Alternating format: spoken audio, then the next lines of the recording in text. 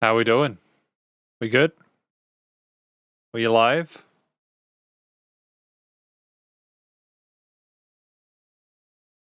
Let me know when you can see me. I cannot see you. I really should just have. I should just really have this full screen, shouldn't I? I think this would be better. Hang on. Hi. Hi. Can I make that bigger? Yeah, I can make that bigger. Yeah, I'll make that like that. I'm just trying to sort of like figure out if I can get it to sort of nuance it. Nah, we have to have it that big, don't we? Yeah, can we do that? That's as far as that'll go. So that'll be here. Nah, I have to have that here. Yeah, go away. Trying to sort of get this to behave itself a little bit. We're almost ready to go though. Almost ready to go. There we go. I think that's good. We'll go into the main message. Cool. Just so we can say hi to everyone. So we got first of all, we had CH saying good choice and a hidden gem from Yu Sheng. A hidden gem, should I say. I have got auto caps enabled for it, haven't I? I have, haven't I? I assume so. If I make it smaller, I just want to just double check so that if people go to this, they there are closed caption enabled if people are interested in checking that out, so that's good. We should be fine, I think. Sup, Kevin, how you doing? So we got CH, make that 200 again. And then 200. So we've got, can't go up anymore. Why not? Does that need to go higher? No? And why does that not want me to go up? I guess we can't see CH's message anymore. So that's fun. The joys of technology. So that's good. 150. Oh, you have to use this. That's good. Okay, we got it now. Sorry, I was just figuring out how technology worked. We want it that big. So it's basically like 175 or nothing, so it won't go up the whole way because of the way it's sort of formatting. All right, anyways, sup Zhang Yu. Who do we have here? We will put that onto Deep L to check that out. We also have Lam Si Shin. Lam Si. It's saying Lam. I made it bigger for you. It's saying. Oh, where did it go? Oh man. Lam Si Hin. That's apparently how your name translates. So welcome to the live stream. And we also have, again, Zhang Yu. This album is Zhang Yu Sheng's first solo album, which is very different from the albums in 94 and 97. Looking forward to your comments. And again, Kevin, hello. Look, welcome. Welcome to this live stream where today we are going to be reviewing Zhang Yu Sheng's third album. I'm doing this after I completed the album live stream, where we reviewed. I reviewed 10 of Zhang Yu Sheng's studio releases. The first album, which was "I Miss You Every Day," all the way through to "Duplicity," which was album number 10, or the release number 10. There were 2 EPs and 8 albums, which I released as part of the discography video. Today, we're going to be checking out the third album, because at the moment, I have currently I've reviewed OK Live Karaoke Type A Me, as well as Duplicity. So we've reviewed those 2. If you want to check out the live streams, you're more than welcome to do so. I will try to, if I haven't put links in this, I'll put links in the description or comments after this review. But either way, we're going to be checking out all of these tracks here, because if we switch over to the main screen for chat time, we got a lot of tracks to go through today. A lot of songs. And I think that's a good thing. Like, implicitly, I think it's a good thing that we've got a lot of stuff to check through. that's going to annoy me that like it constantly gets rid of the chat. I think this is why I got rid of it initially. I'm going to have to figure that out as we go. I don't remember. Why did I get rid of that?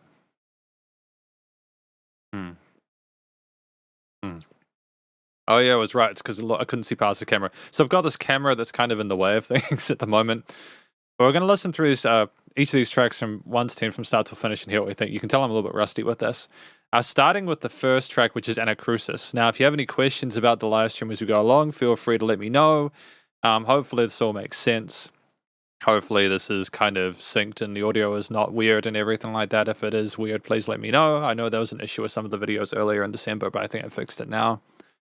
So yeah, Anacrusis. Let's listen through each of these tracks and talk about them.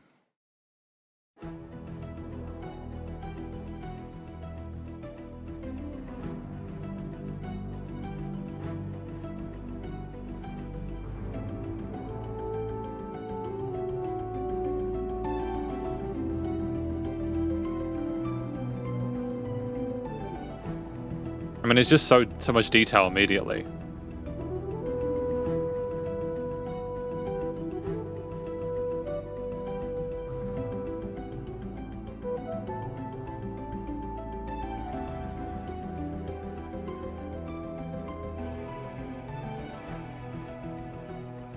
I mean, just with the way that strings to synth with like sequencers and stuff like that.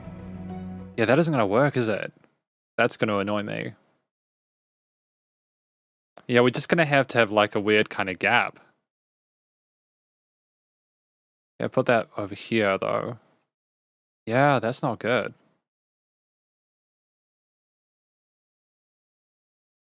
How's that look there? Yeah, you can see what's going on there. And then we just got to like lower that and put that back up. Top chat.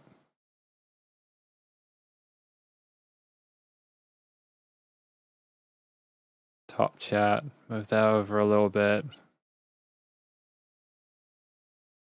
Yeah, looks like we just got a little kind of gap there. That's fine. I'll figure that out in post. But let's continue with this anyways.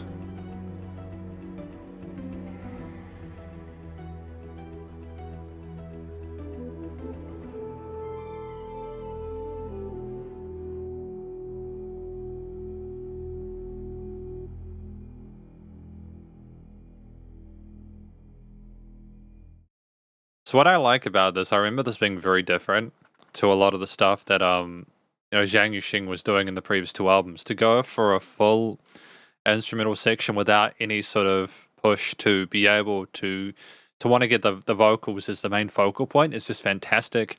It's intensely dramatic off the start, really interesting compositionally. You already have a lot of stuff going on with the backing, that goes kind of 16th note instrumental parts with the rhythms. But then you have the horns on top as an additional layer that allows us to sort of like soak in that ether there, that sense of intensity. Overall, I know that this album, I remember there being a lot of different styles approached within this one, but at the same time, I nonetheless appreciate the fact that we're trying something different here, and I think that it was pulled off sufficiently. It's also a short track, which is not something, as far as I'm aware, we had up until this point in Zhang Yu Sheng's discography. Also, shout out to Stefan Hart for their work on this. I know I mentioned that in the discography review, but ultimately, yeah, it's just very satisfying to listen through and sort of like check all this out. I think that they had a great collaboration there. And as Zhang Sheng Yu mentioned, this is Zhang Yu Sheng's first solo album. I think they smashed it out of the park, really. It's definitely setting a sort of example for what's to come. But we've got I Want to Open Up the Whole Sky, track number 2.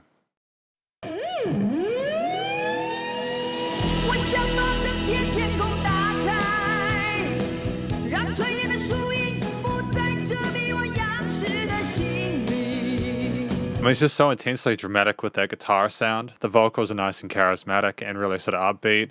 There's a great sense of energy and tightness with both the music production as well as the performance itself.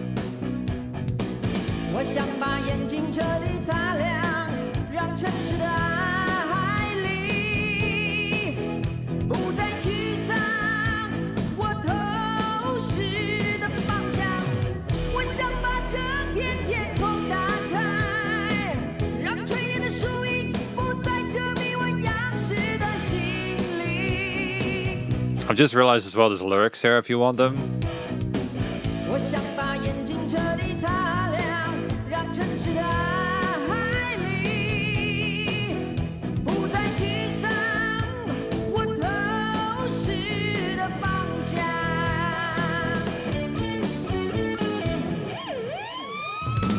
是不是让委屈在城市一角的破屋从尽头里站出来？ I mean, like, it just seems like a breath of fresh air after a lot of the stuff we had in the previous two albums. Granted, you know, there was a little bit of commercial success in those, but, you know.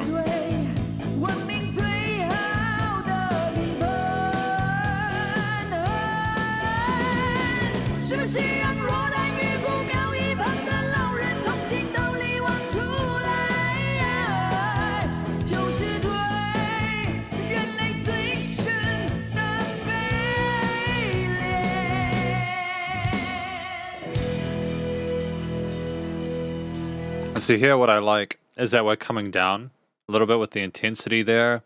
We've had really sort of like in-your-face guitar, bass, and drum chops, but the vocals up in that higher range, nicely niched within the frequency spectrum. For us to allow things to sort of soften a little bit makes us wonder what's going to happen next. Hello, who do we have here? We have... yeah, that's just not going to work. Yeah, we'll go there. Azin, sup Azin, how are you doing? Azin, should I say. Welcome to the live stream. We're talking about the second track today of Zhang Yu Sheng's third album, I Want to Open Up the Whole Sky. I mean, that change comes so early, though, into the piece.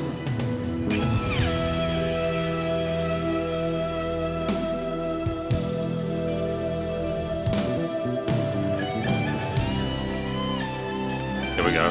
Put the mic a little bit back as well. There you go.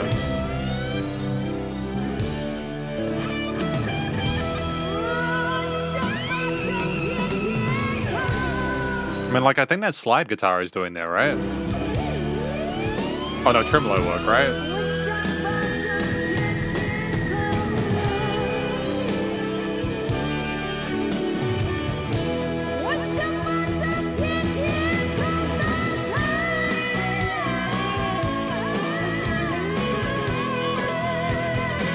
And I think they're switching to the major key here as the master stroke. Or the major turn.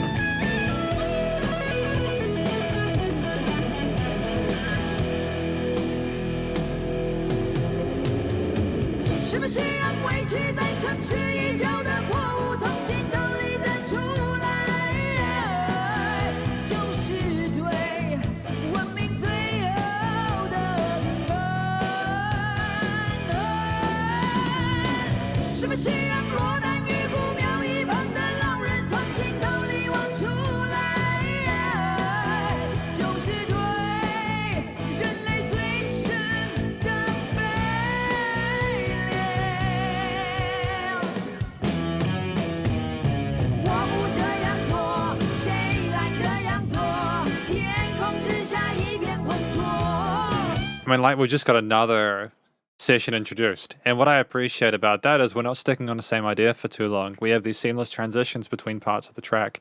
Even if that was the chorus we had instantiated at the start, it still feels fresh because of the amount of sort of variety, instrumentally, composition we've had previous to it. Those bluesy intonations of the guitars is gorgeous as well. Sup, Zhang? Welcome to the live stream. How you doing?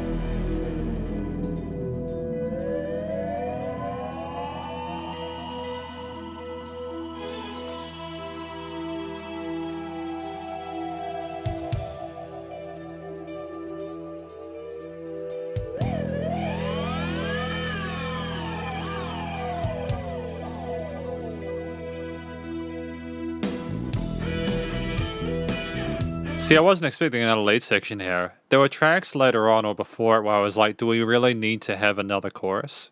You know, very rarely, mind you. And I know that there are other artists where the whole double chorus thing is kind of egregious and you kind of just want the song to stop if you've heard it enough times. But again, there's no sleeping on the effort here.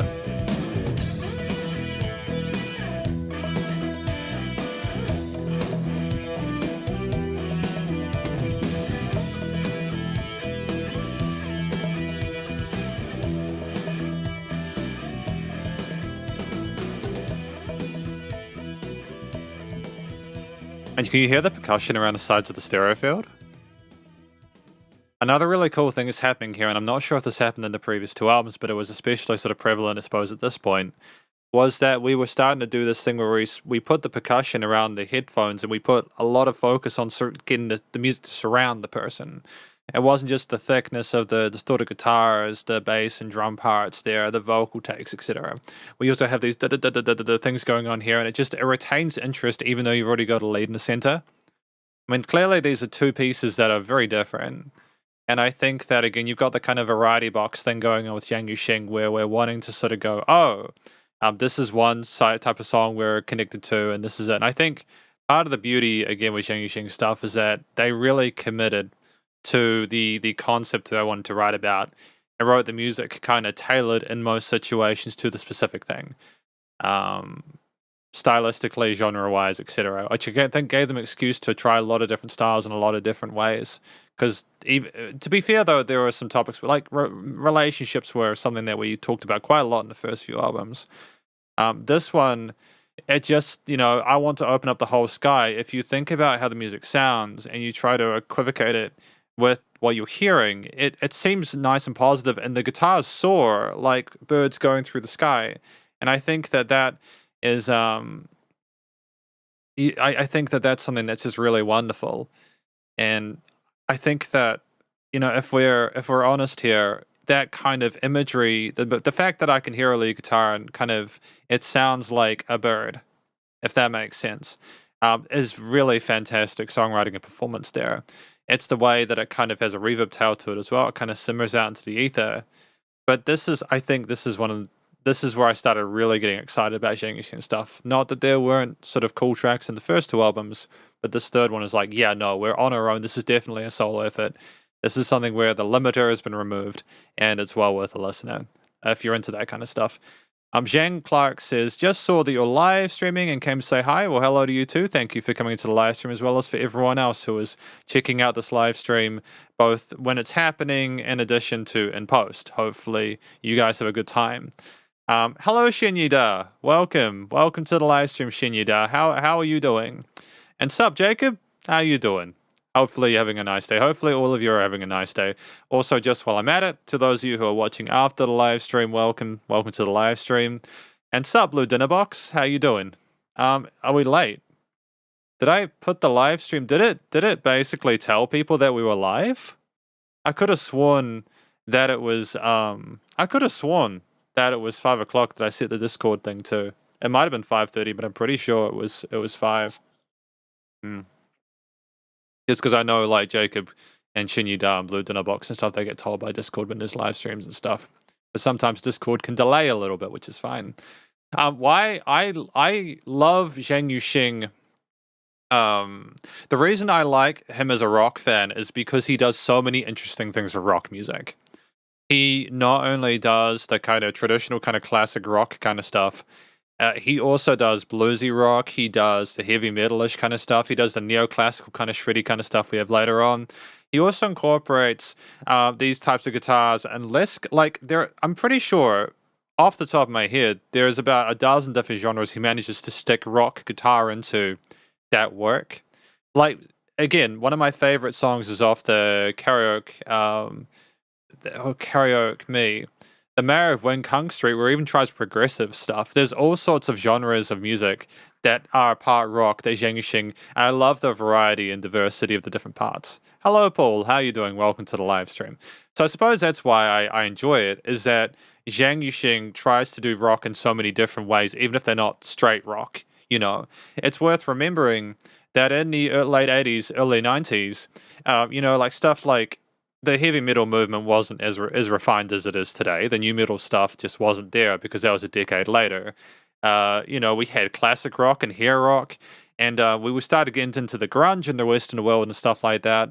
But there was still a lot of room for classic rock. There was a lot of classic rock fans, and just because a lot of the Western artists were kind of getting sort of, I suppose, a bit irritated by the amount of the solo kind of shred stuff, doesn't mean that was an everywhere thing, It's also, I think, yeah. So that's basically my answer to it. I liked the range and how he approached it, and I think that he made rock music more accessible to a wide variety of people through the kind of how flexible it was, I suppose, stylistically. Jacob says it's been some time, people. It has. I typically only do these live streams when I've done a discography review. The last one I did was in December for the Omnipotent Youth Society live stream for the discography. And so the Zhang Yu Sheng one, when I'm reviewing Zhang Yu Sheng's album, I didn't see Zhang Yu Sheng's Die Hard fan, the mayor of Mihua City. I know. It's okay though. I think it's tricky because even though I did schedule the live streams, I'm not as good about scheduling them as I need to. But I'm not going to self-deprecate. I said we were going to do a live stream today, and we did it today, which is which is good. Yeah. So the next live stream will probably be when we do the next discography. It will be a shorter one because the Zhang Yu Sheng one took a solid month and a half. I'm going to be learning a new video editing software as well. So that'll probably be the thing that takes a bit of time getting the hang of, but I've already downloaded it and it's already working on that. It's fine. Yeah, because I talked about doing the Beyond one, but that's 16 albums, and I don't really want to commit to a huge one like that for a while. Jay Chow is still a new album's being released, as well as Fujikaze. I was thinking Fujikaze, but then he's working on a new album too. So let me know who you think we should do a discography review of. I will choose the one I want to do. I'm not going to commit to a time to release it, but I'd like to start on another one probably in a few weeks' time. Fair call. 7 hours, Jacob, is a long time, and I tried to make it shorter than that. I tried to make it 7 hours. If we do a Jay Chow one, it's gonna be 12. It's gonna be 12 hours, and I know that's probably frustrating, but I literally did edit it down as much as I could. I'm hoping a by-part series would work well too. Yeah, that's true. I could probably do a part-by-part series. I was thinking that, but also I was thinking I just want to have I just want to make sure that if I do a video, it's a big one. Because you guys probably I don't know if you're aware of how tempted I was to release the 7-hour Zhang Yu Sheng video in thirds or in halves. But I was like, no, I want this to be a big video. I want to be able to make this video. And because I feel like I haven't honestly made really good videos in a long time. Like ones that are more than just the usual stuff I do. And I like doing the review and Patreon ones, don't get me wrong. But the Zhang Yu Sheng and the Omnipotent Youth Society ones made me feel a similar way to when we used to do the album live streams, except it's more like I feel like I put a lot of work in. I felt really proud of the work I accomplished in it. I know it's long and I know it could have been shorter, but I also just wanted to have it as one big thing so that people can kind of chomp down on it. But the next discography review won't be as long because I'll be doing an artist that has less stuff, especially as I will be getting back into tuition work in a few weeks' time. So I might have to do smaller artists or shorter discographies until I get to the point where in April, where I can do bigger ones. But anyways.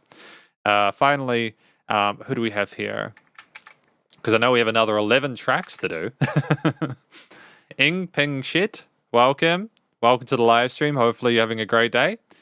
And Jean Clark says, I don't have any expectations for future Jay Chow music. I know it's not going to be good. That's fair. I know I've heard some people be not particularly impressed by the stuff that Jay Chow put out in the previous works. I remember liking some of it. I wasn't super convinced by all of it. Mojito is always a banger though. So if it's just an album full of tracks like Mojito, it'll probably be dope, in my opinion. But anyways, we're going to continue now. It's welcome to everyone who came. This live stream. Nameless, track number 3. Cheers.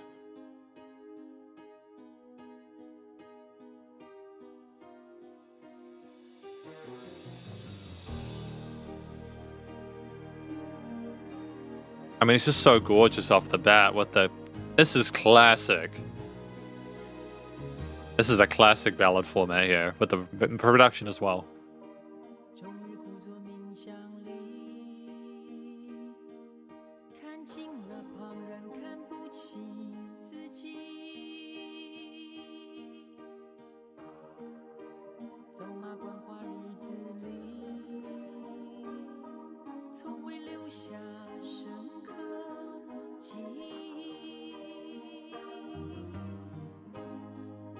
And how it's gradually builds like that, it's very nice. Strings.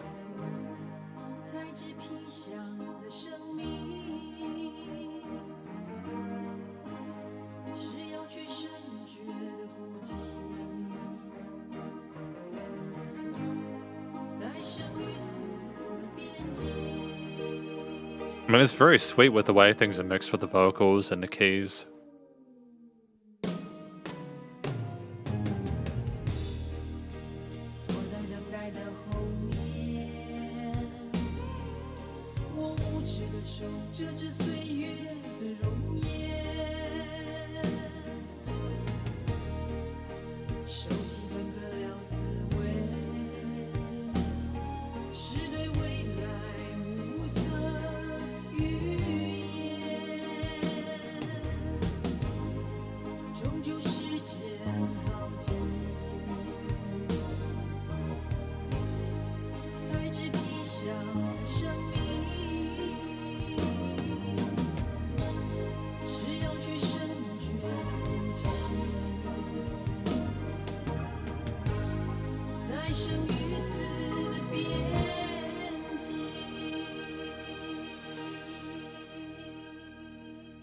I mean, it's just adorable, isn't it? The beauty, it's so gorgeous with the way that things have been done. Hang on, I'm just gonna try and finesse that.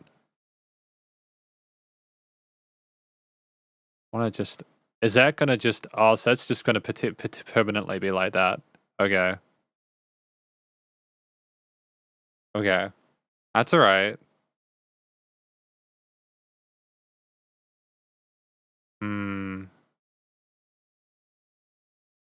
How big do I want this?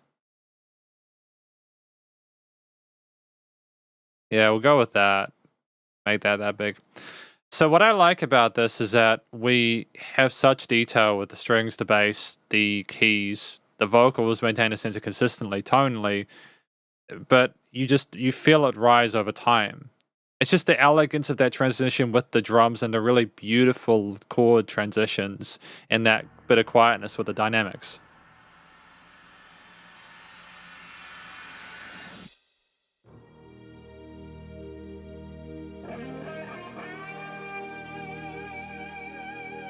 And the guitars, man.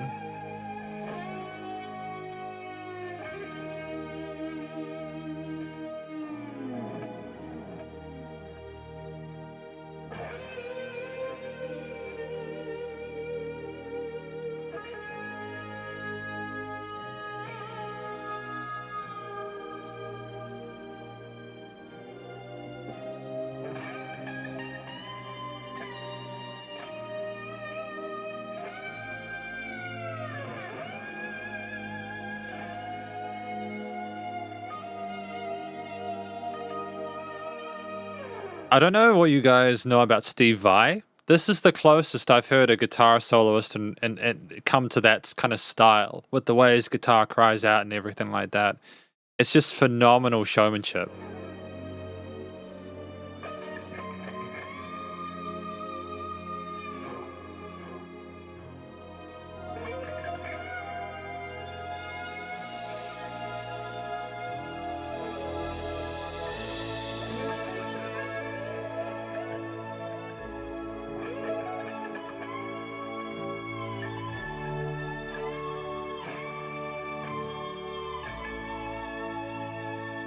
I mean, just a phenomenal sense of musicality to it.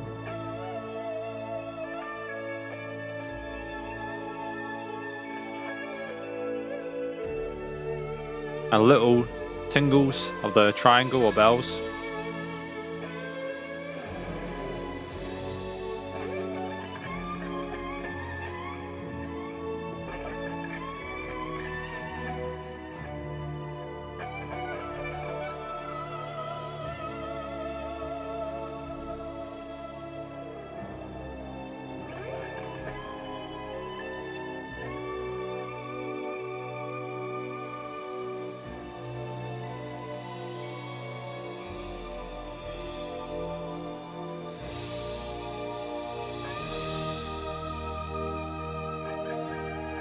Is that a key change in the middle of it?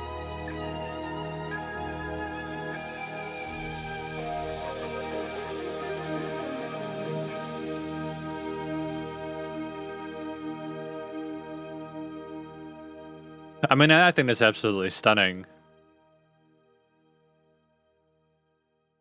What I think the massive shift was with this album is that I don't think Shin Yida would have been able to get, Shang Xing, what am I talking about? Zhang Yu Sheng. I don't think that Zhang Yu Sheng would have been able to get away with finessing that kind of just 3-minute solo section in any of the previous 2 albums. Just for us to tell a story in that first half, and then to just go into this like beautiful, almost like an oasis in a desert-esque kind of guitar solo there is absolutely phenomenal. It's such magnificent technique, but with such minimalism to the actual note choices. It's like we're focusing on the fact that we're trying to sing with our guitar as opposed to some of the like a lot of lead guitarists will shred, and they'll shred not quickly, and it'll be really fierce, and sometimes all the notes will be good. But this time you have the situation with Zhang Yu Sheng where, like, it's more like, again, he's singing with his guitar, and you just have the strings and all the pads around him, occasional shimmers, and it was just such an unexpected twist on the ballad format that we had at the beginning for me. To go, oh, wait, we're not going to have 5 minutes of what a lot of musicians were doing around this time, which was simply extending that same verse, that same chorus concept, maybe having an occasional solo section, but usually it's simply just the fact that we're trying to, just get the most that we can out of those 3 main sections. For Zhang Yu Sheng to just completely disregard that and then move into a part where we're just entranced by that musicianship, for that solo that lasts longer than the vocal section, is incredible. This is when I started to sort of realize just what we were trying to accomplish with this, and that this album was something quite special. Yeah, excellent track. It's really good stuff.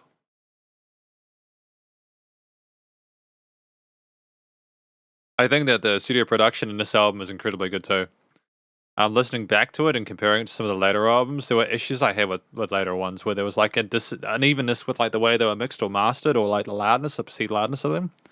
I appreciate the use of dynamic range and the importance of that, and I appreciate you don't have to have every track the same loudness in an album, because that's borderline impossible just for a wide variety of reasons. But it almost didn't sound like they were part of the same sort of mastering chain, if that makes sense. They didn't have similar sort of schematics like that.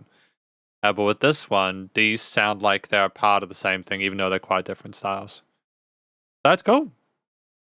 So that one there was Nameless. We have track number 4, Take Me to the Moon. Let us continue. And different again. Lots of that surrounding percussion on there with a fun little lead in the center.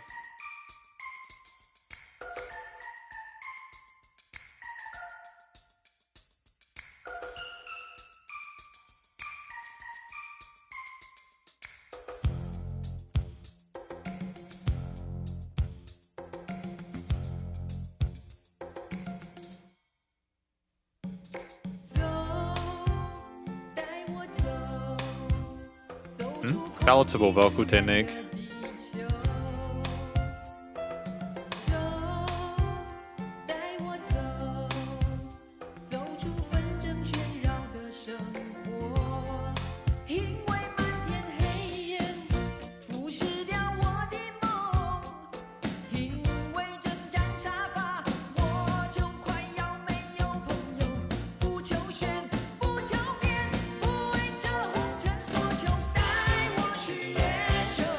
Did you hear how that extra intensity with the backing vocalists on the side going into that chorus there?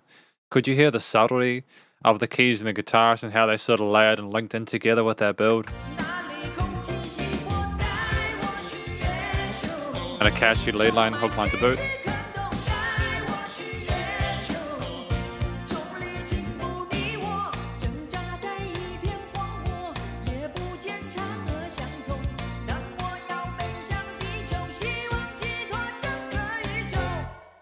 And pause.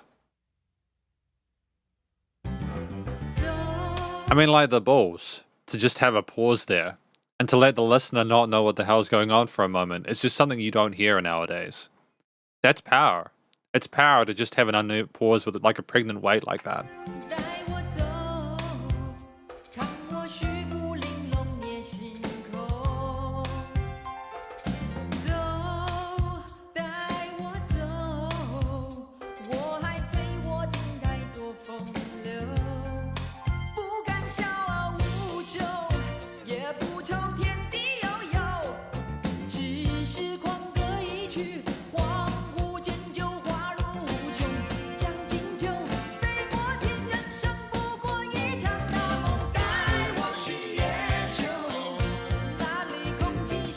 Kind of reminds me of Sweet Home Alabama a little bit.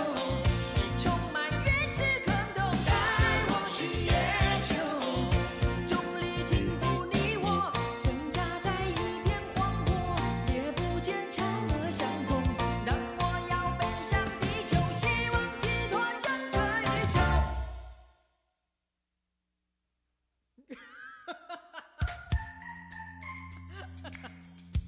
And he's just having fun. That's the best part about it, is that he's having a good time. 把我的小提琴拿来好不好？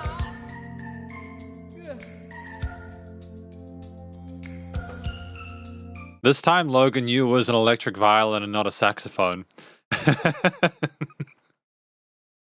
Yeah, my ears hear things, man. 谢谢。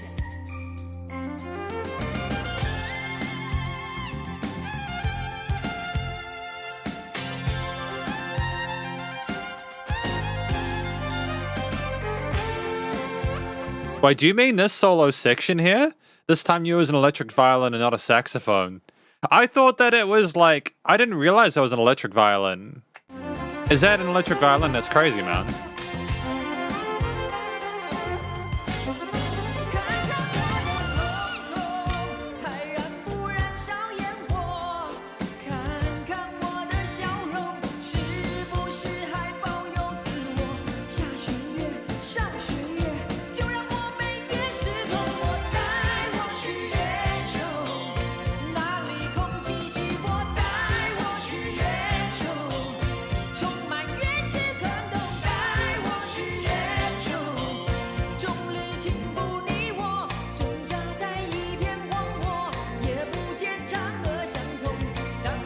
'Extending this half-break thing with the chorus for their effect.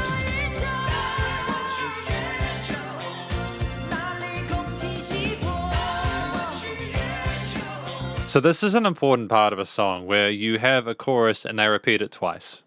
So whenever I listen to a track like this, I'm thinking, how are they going to adjust this time to make it more engaging when we're already sort of familiar with the existing theme? Different vocal runs.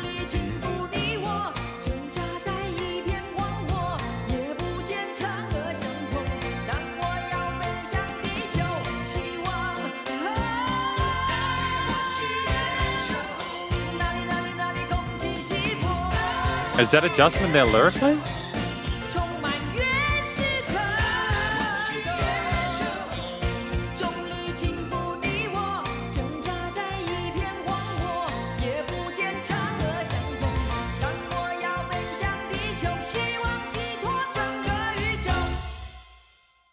So what I appreciate there, I think, is Shinida I was talking about, is that alternate lead there, that solo section.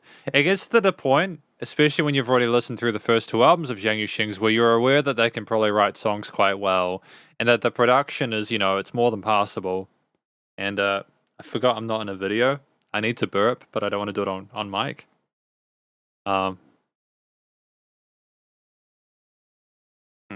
Is it live? It just got better and better.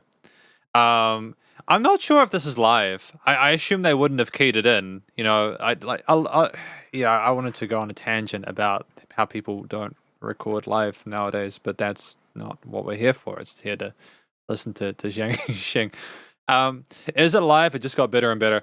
I think that it was a live take within a studio, for sure. I think the choir there was probably completely into it. You know, like there was a great synergy and energy there. I think the beauty is that Zhang Yu Sheng might have done a live take with his part, with the pause. But I'm glad you like it, right? I think this is an album where like there are different styles of music, and I think people can typically find one they like. Like, for instance, did you know that Zhang Yu Sheng did some rapping at some point? He did some rapping at some point. The guy did everything, man. But I appreciated, again, the alternate lead there that we had. That was just kind of crazy with the 16th, the legato phrasings there. It flurried and flashed up and somehow found a niche within the frequency spectrum and stereo field where it made sense. One thing I want to sort of mention before we move forward is what I like from like a post-processing perspective is that there are moments where like the track kind of sounds uneven in the stereo field. Like there's not an evenness in the headphones. And that's a deliberate thing. because in the intro there's like those kind of like pity patties around this sides, right?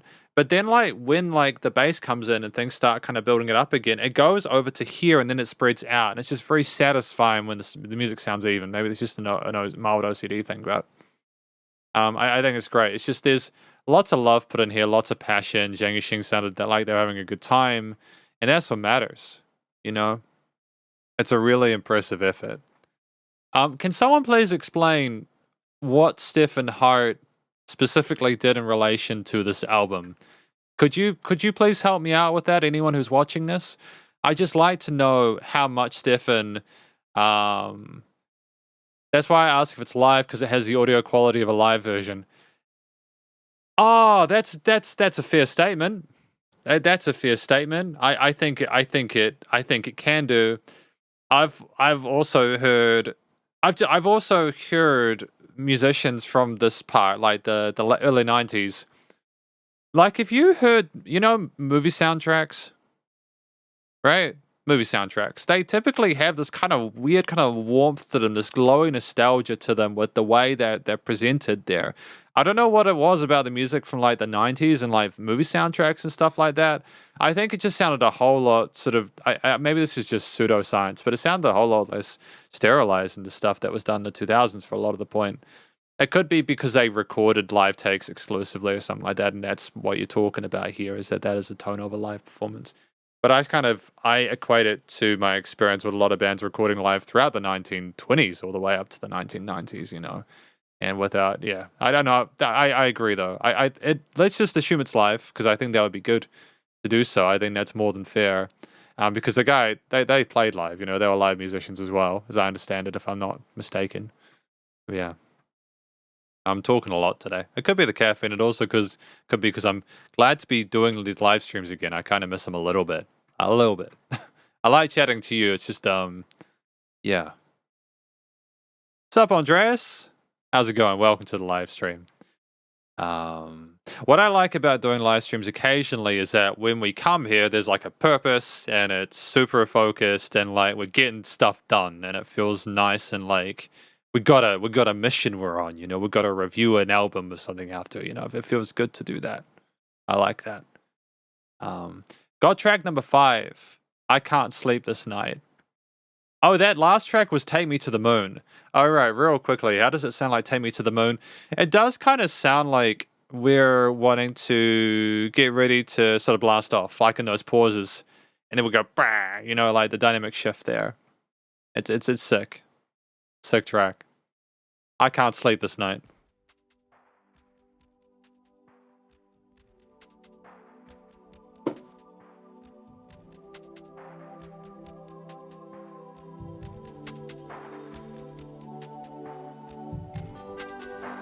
Oh, aren't those synths pretty though, eh?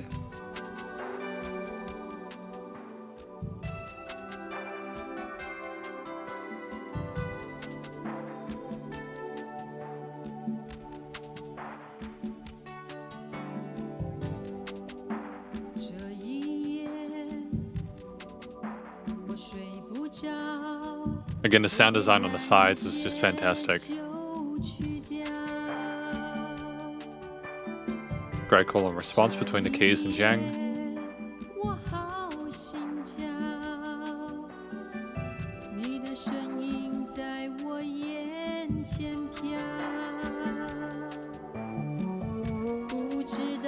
That bass.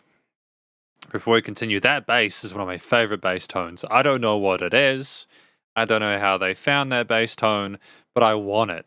It's so adorable, dude. And it pops up in a lot of Zhang stuff.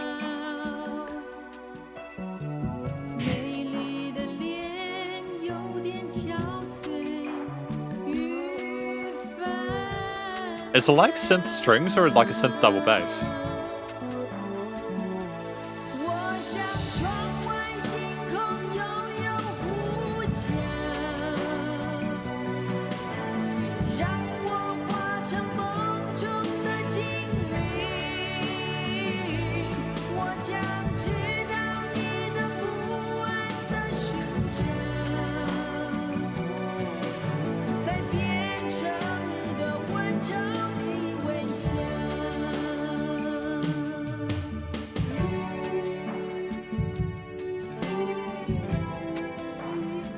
And it just comes down after that really graceful anthemic hook to more of a lead intro alternate.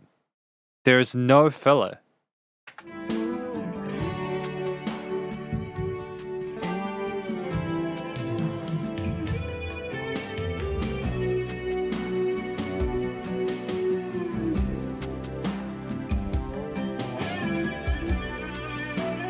And nothing's playing too much.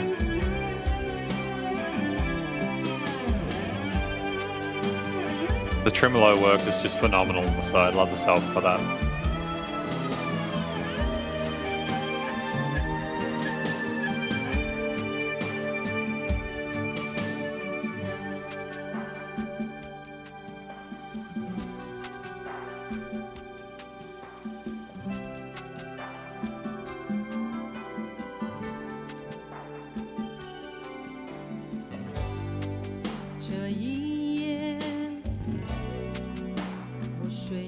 And it's just the tone of those guitars as well, man.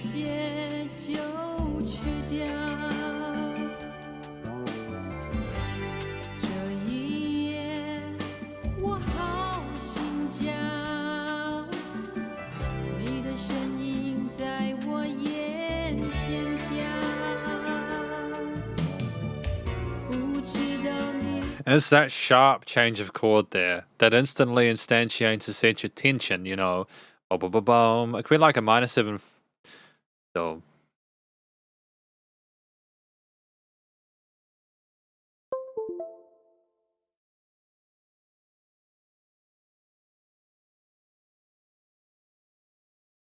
Like a 6th or something like that? Is that a 6th chord or something like that? I'm not sure. That chord at the start of the bridge is just really sassy sounding. It catches your attention, you know?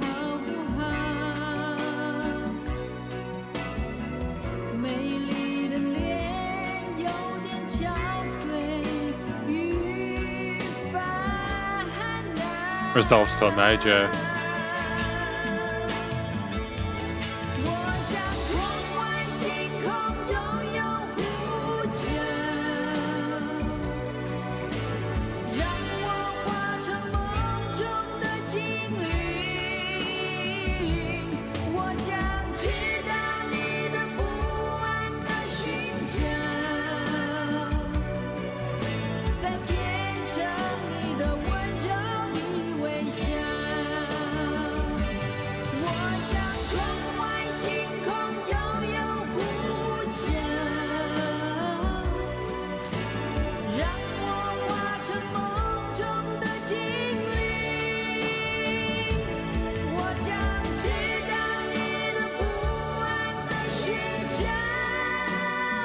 Another alternate vocal lead.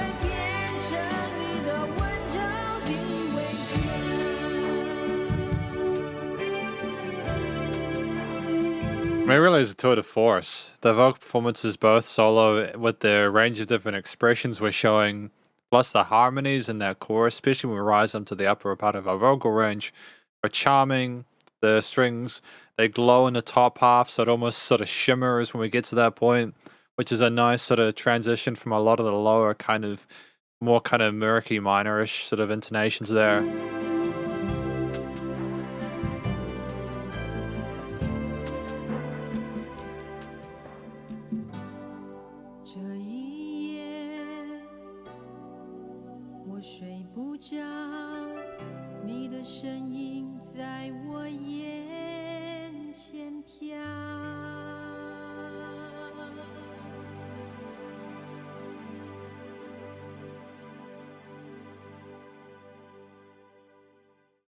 I mean, that's just exactly what we needed, isn't it?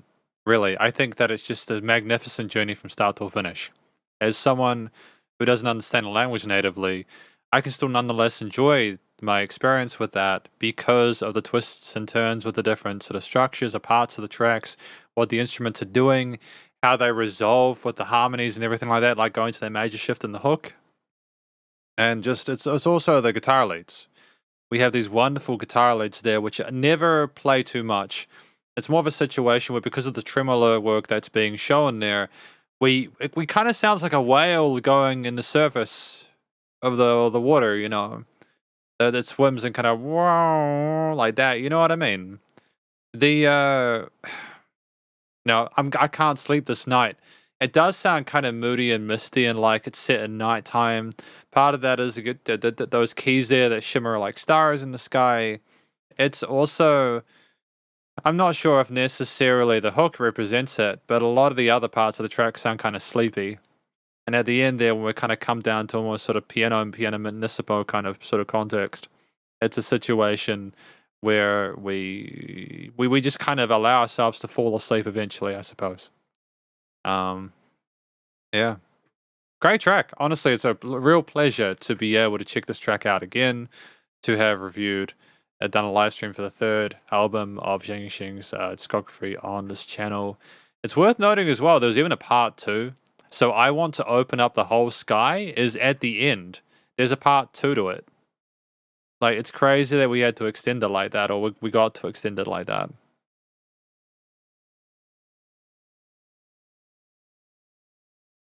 I think it's worth noting that, you know, if you do like that first track, having a part 2 later on kind of incentivizes you to listen through the entirety of the album to be able to hear where that goes.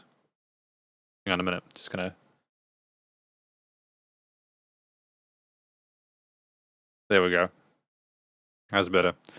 Yeah, finally figured out how to make myself disappear like that.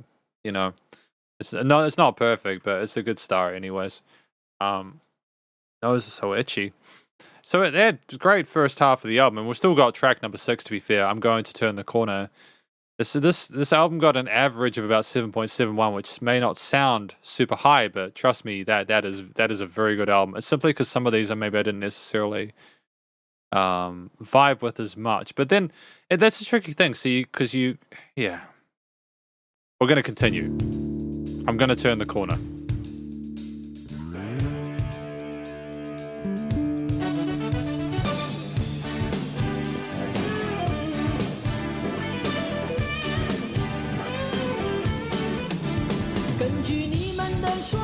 It's just such an instant intro. There is no playing around, no fluffing around. It's just cuts to the chase.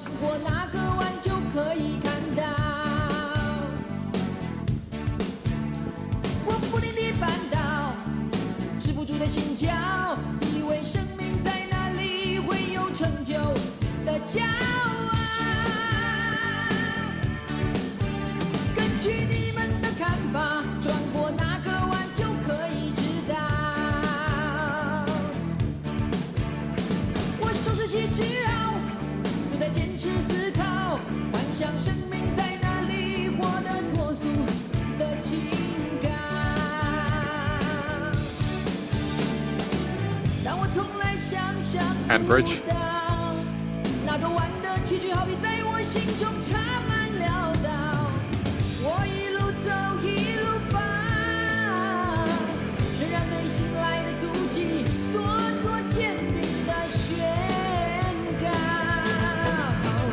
Just before going to the chorus, what we did there was had an unexpected kind of split in the halfway point of that bridge. That kind of made the listener do a double take and go, oh, wait, we're adding extra lyrical context here. Oh, there's like 2 and then 3 bars or something like that.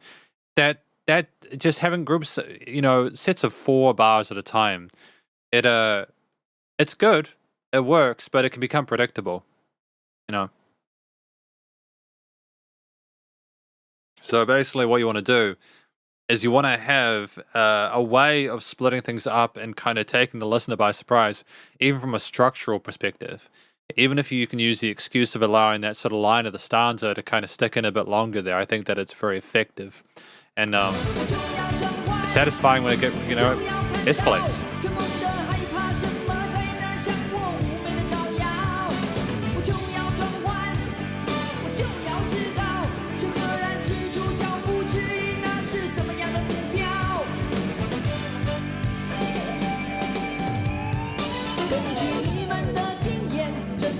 I mean, the drums are tight as well. The percussive work is fantastic.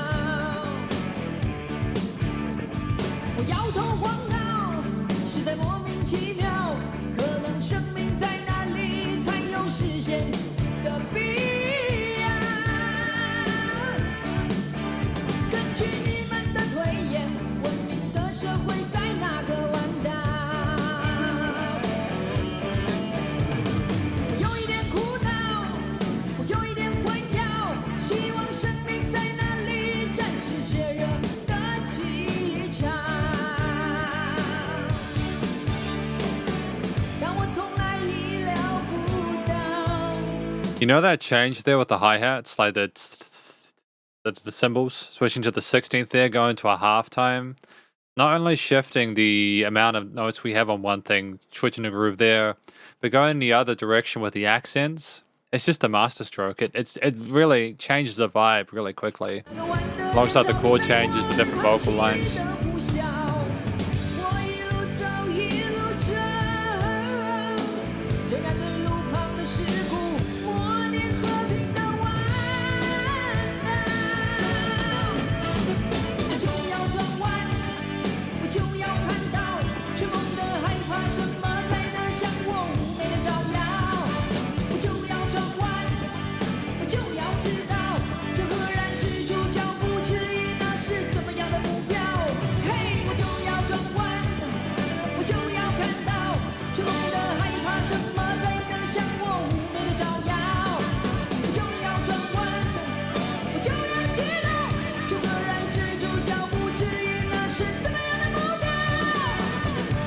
It's just also how huge the mix is.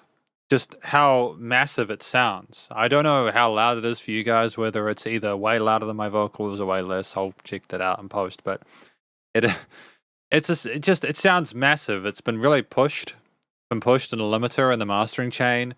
And just everything is just bombastic and kind of upbeat and energetic and full of life. And it's kind of incredible to listen to because of that alone.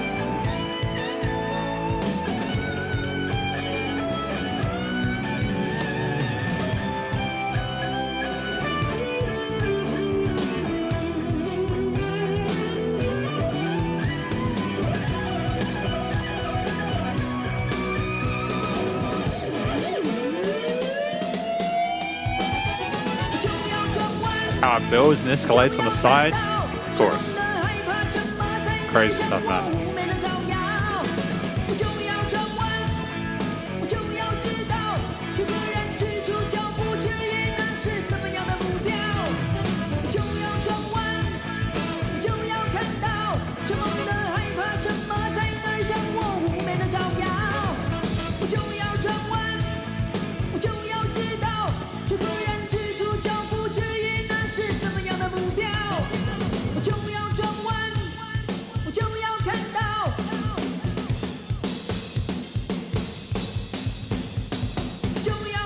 I mean, the drummer's phenomenal as well.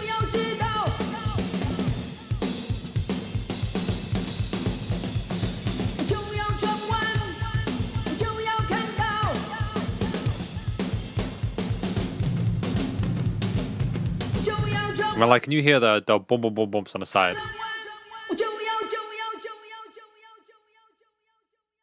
Those floor toms are doof. How they kind of emanate. It's just huge sounding kit. I think it's just that they found a really good drum kit and they found a drummer who could really hit those skins and they combined them together to create this awe-inspiring piece of performance. And I love it. I love the wide variety of different drum grooves within this piece. It complements the technicality of the guitar performance as well. It also matches the intensity of the distorted chords on those guitars and just works really well with the brass. With the bass, with the brass on top, just kind of pinging up and down like that is just sensational. You know, it's just a really fantastic piece of music. There's a lot to appreciate here. Nothing but love for it. Nothing but love, man. At the halfway point of an album at the moment, which is a lot of these tracks are wonderful because they're like 4 to 5 minutes, but they fly by so quickly. Like I've been re-listening to this today, and I just think, man, there's just absolutely again, there's no filler within these, and the song, which is I'm going to turn the corner. Track 6 is I'm going to turn the corner. It does kind of sound, you can imagine someone being kind of uplifting and like hopeful and optimistic for the future there with the way that everything's just so full on from the start. Lots of energy for a brighter future. The song represents that aesthetic really well. There's a nice sense of similarity or consistency between the title of the song as well as everything else involved in it. Right.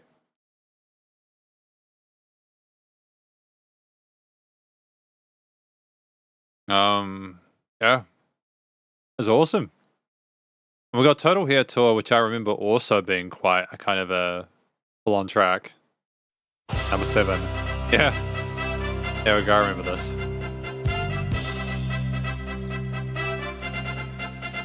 Then 5-4. 5-4. Which was not something we really had that often up until maybe Cappuccino.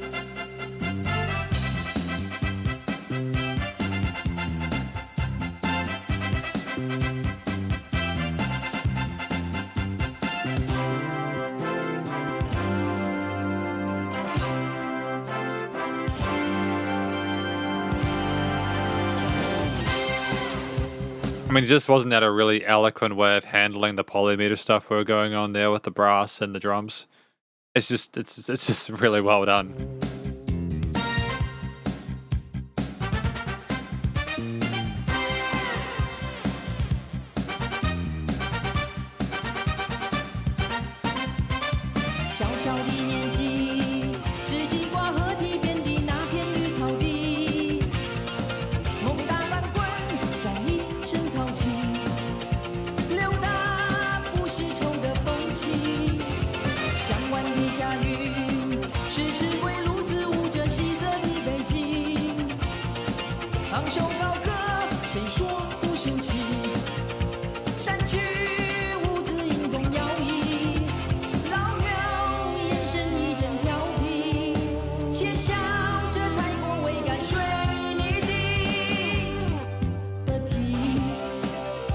And you think it's going to build up, but then it just goes back down for that little sequencer.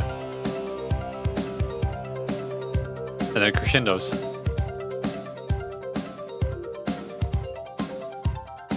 Or does it?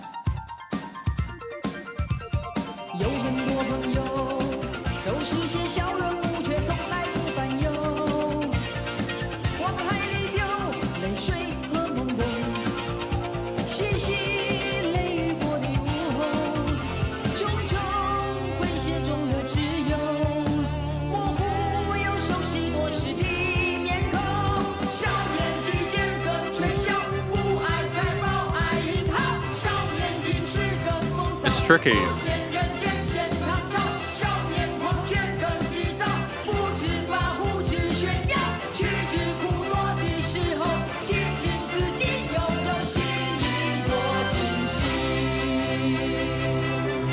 Again, it's very difficult to get the 5-4 aesthetic going, to keep it in time with the drums. I'm glad we didn't try to do a 5-4-4-4 thing again with the drums and the brass kind of competing against each other.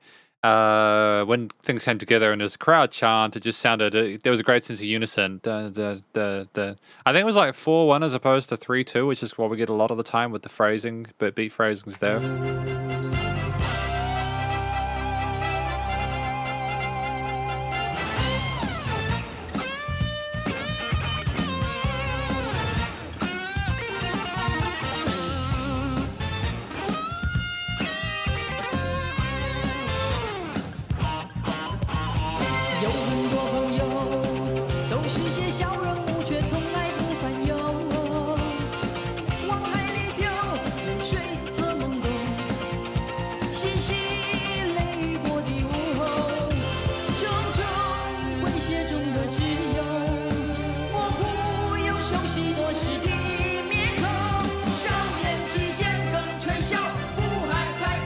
We've got an established thing that works. No need to change it up too much.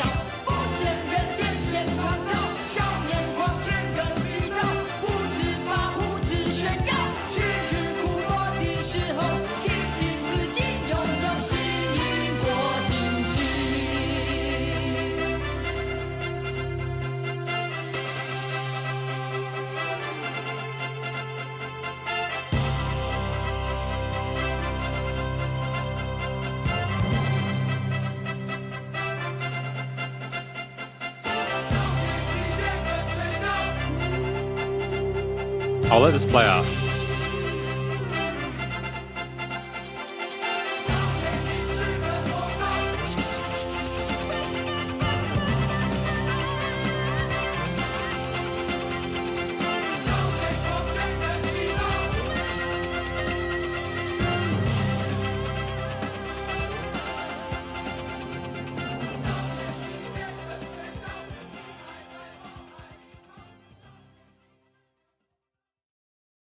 Cool. Good. Great tune. It's nice to revisit this. Again, showing that we understand our sort of fundamentals in regards to composition and music theory by being able to sort of string along those 5/4 and 4/4 parts together. Lots of great use of like sort of main and sub layers as well, like the as well as the kind of the guitar strumming at the start of the track near the beginning, where we have that kind of on the left. It's nice. It's nice. Again, like it was nice to have like the kind of crowd chants alongside Zhang Yu Sheng as well to kind of contrast between those sort of vocal aesthetics. And ultimately, I think it's another really strong tune. I can understand why it might not have been as played as some of the other tracks, primarily again because it can be a bit weird, dealing with the 5/4. But at the same time, it's still, I think, a really good opportunity to sort of expand the boundaries a little bit if you're not sort of sure about that. And I think that Zhang Yu Sheng does that. Does that in a way which is very positive, if that makes sense. I think that whatever we try in this, I probably sound like I'm simping for the guy. I'm not. It's more that there's just a lot from like a compositional perspective that I can appreciate and respect. It's not. This isn't a case of me being like, oh, this is this should be the most popular song, because people, popularity is incredibly subjective. But just if you can kind of try and figure out, oh, how well does this work here, this concept? How well is this fleshed out? How much range is it, etc., stuff like that. The lyrics of that era were very metaphorical and positive, unlike most of the lyrics today's that tell stories simply and directly. I noticed that, Shin Yudai. I did notice that. So I do get the impression that a lot of this is very much sort of poetry.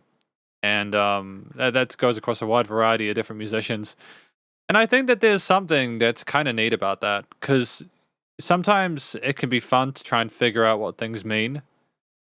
Granted, there will always be music, I suppose, nowadays that will be more straightforward simply because poetry is not necessarily as popular as it used to be. But at the same time, it's just it's a given case here where again, like, I love even though I can't understand the lyrics, I love the energy behind it. But I'm sure that it'd be nice to understand and sort of like hear the stories as well. I suppose if we consider storytelling to be art and poetry to be art, as well as music being art, having poetry and the storytelling be the same is kind of a 2-in-1, right? Two birds with one stone. That's great. We got track number 8.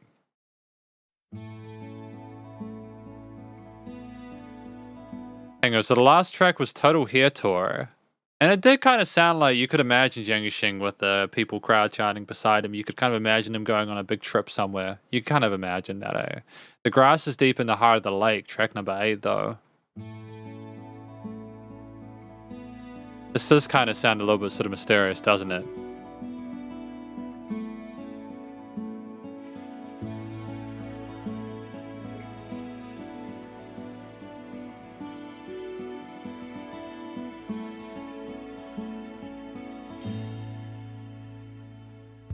守着春天的火焰，笑问天上的云霞，我该不该细细想他？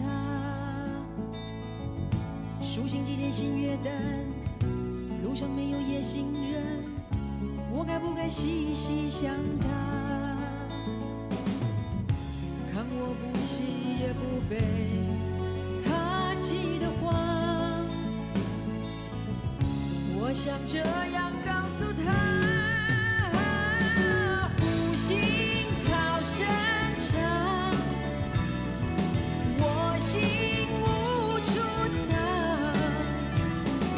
The bells.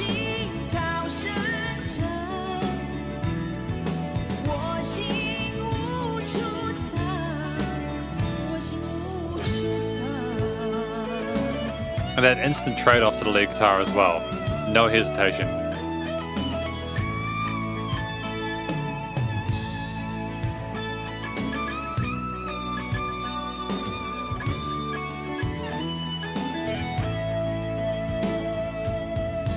What allows us to have the complexity of the backing arrangement is that a lot of the notes are either picked or strummed really softly. And that allows for a rather complex concept to stay sort of hidden and be a foundation for these alt lead kind of vocal lines. You don't want to have them too prominent when they're kind of doing more than they, you know.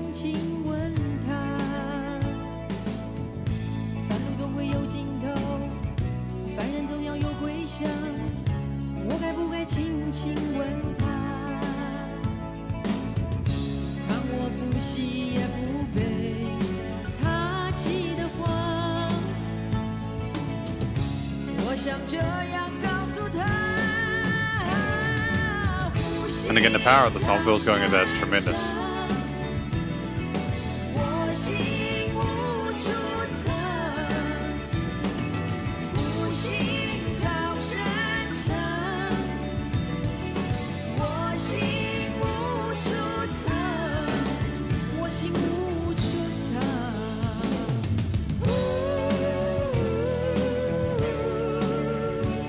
When you're just not given a moment to rest with it, there is just constant movement within this piece in particular. It's just, some of these tracks have had complete pauses, such as, I think it was either Nameless or Take Me to the Moon. No, it was Take Me to the Moon, I think. Yeah, we just had pauses, and then we had like kind of all the instruments coming back in. This one, there's a consistency even though there's a softer approach to it.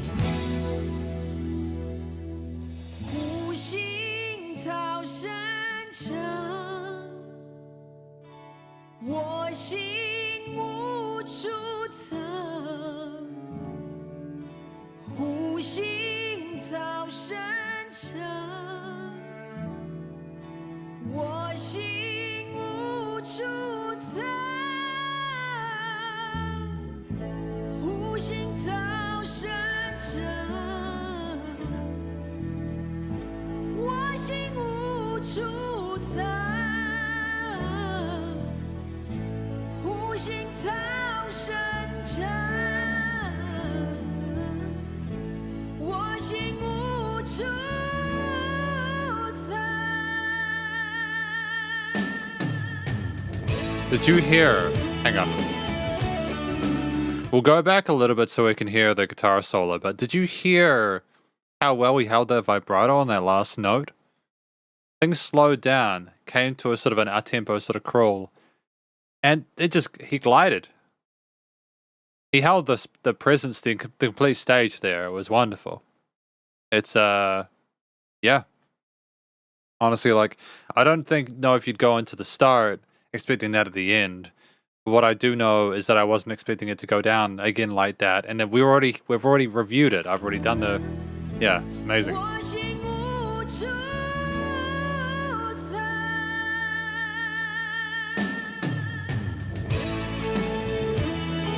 And iterating the main vocal lead again.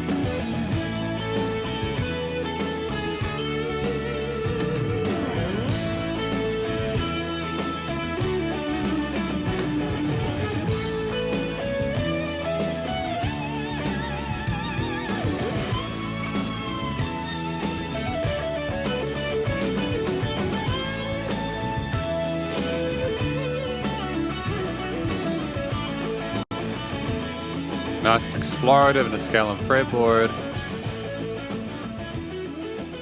Great use of a fade out here, because the theme had kind of established its place and was, you know. I remember like in the previous, like the previous two albums, we had a lot of fade outs. And I like the fact that we haven't had as many of them here, because some of the best stuff that Zhang was doing on the guitar, for example, was in those fade outs. I know it's like a typical thing you did in like the 70s and 80s and stuff when you didn't know how to end the track, and so you just let people shred until it ended. But here, we're more than capable of finishing a song, right? So I'm glad that we've got more restraint here within the solo album from that. It makes complete sense to me that this was a solo project. There's just such... It does sound like there's a lot of solo sections within it. It seems like Zhang Yu Sheng had free reign over what they wanted to do. At least there seemed to be more kind of creative leeway in this album than there was in the first two. And ultimately, yeah. It's a good album. Honestly, like, I don't think there's really a weak track within it, if I'm honest. I think I was a little bit sort of harsh on some of the production decisions initially. But, like, when I look at it from, like, a in retrospective, it's like no. This was I still am happy with the grade I gave it, but I don't think that I would necessarily. I wouldn't put it as any less than that. I think it was nicely done. Yeah, no complaints about that. The chorus on the guitars in that particular track, Sean, they seemed kind of mystical because of that. It seemed very lush sounding, which when you're thinking about a forest, like, oh, the grass is deep in the heart of the lake, you can kind of imagine the music kind of leading to that sort of initial imagery, visual imagery in your head. It encourages you to imagine what Zhang Yu Sheng is talking about, even if you don't necessarily understand the words, and I think that's incredibly respectable. It's yeah, really smart stuff. Yeah. The poetry is in the music as well as the lyrics. We got track number 9. Now this one's one of my favorite ones. One of my favorite ones. Because of how quirky and kind of crazy it is.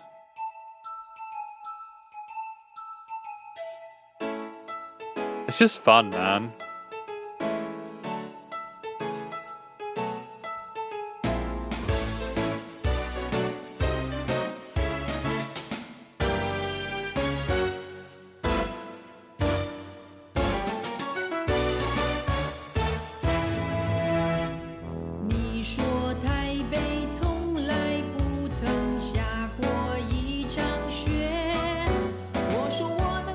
The woodwinds, the keys.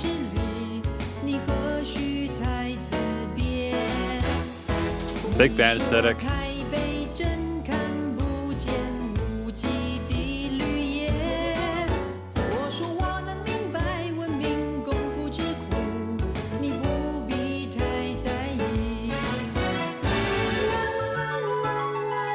And the transition is the falsetto.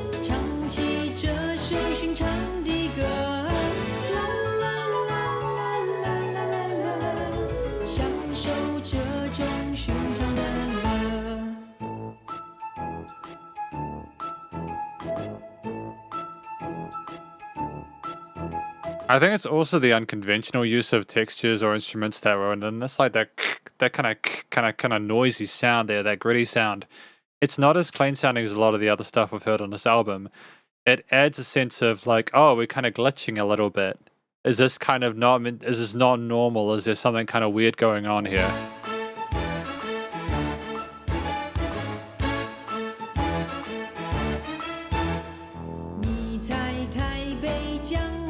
Is that like a tuba or trombone in the low end?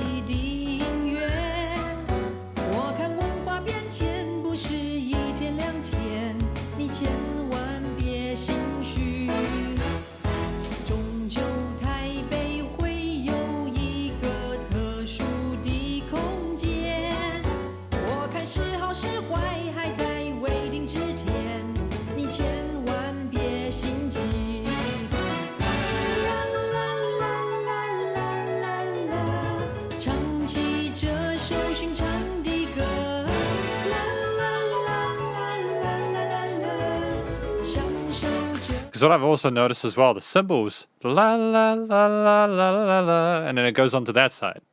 There's half and half. It goes between the sides of the stereo field, and it's like it leads you on this adventure through Magic Taipei, like the music is surrounding you.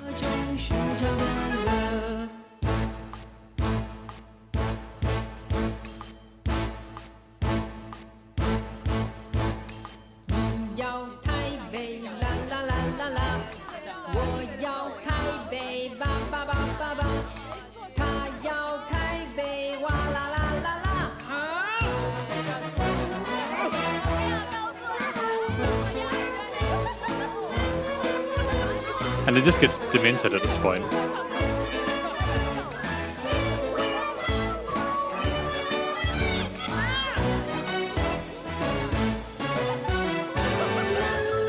I mean, wasn't it just really creative? It's such a thing out of left field. Have the vocals be kind of harmonized at that higher range there. It's so like, it just kind of takes you by surprise. And you're like, wait, is this the direction we're going in? Why are we doing this? Why are we moving up there? I think that when you have the foley of the people talking as well, it's like a commentary on what they're speaking about. It makes you wonder, what is magic about Taipei? Because I mean, I personally haven't gone there. Is this the impression of it? Is this like a version of it that was magical? I'm not sure. But it gets you curious. 唱起这首寻常的歌，享受这种寻常的歌。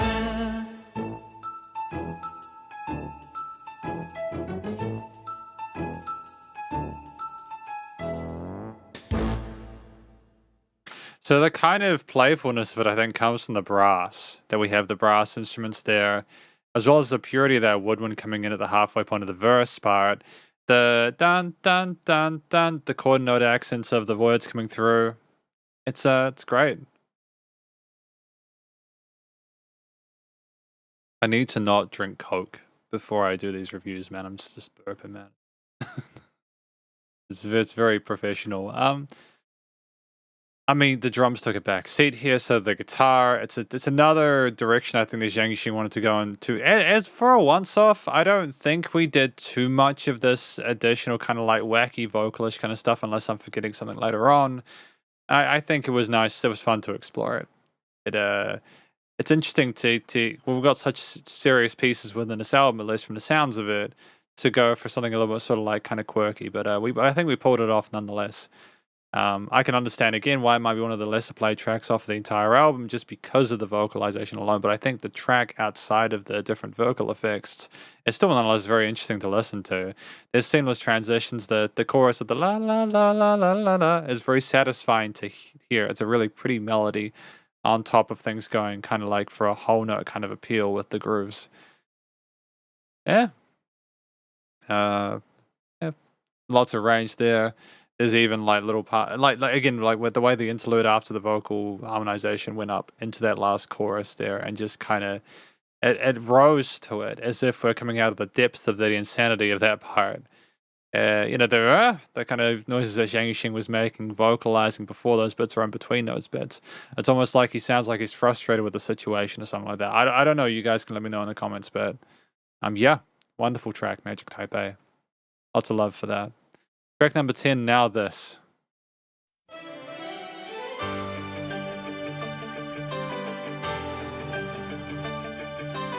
String flurries, keys, guitar.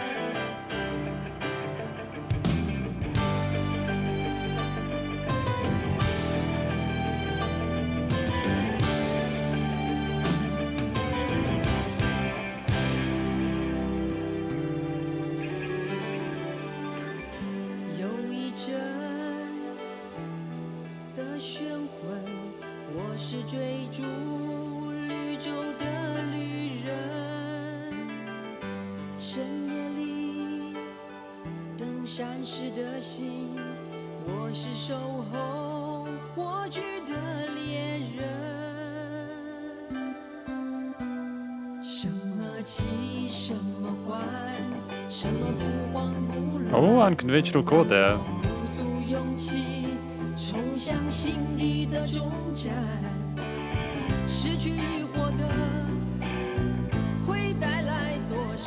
Lyrics, right?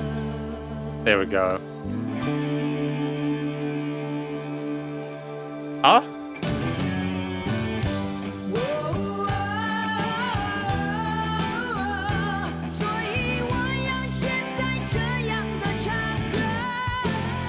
I mean, like, if this isn't classic rock, I don't know what is, man. Big vocal run there, Boomy with the kit.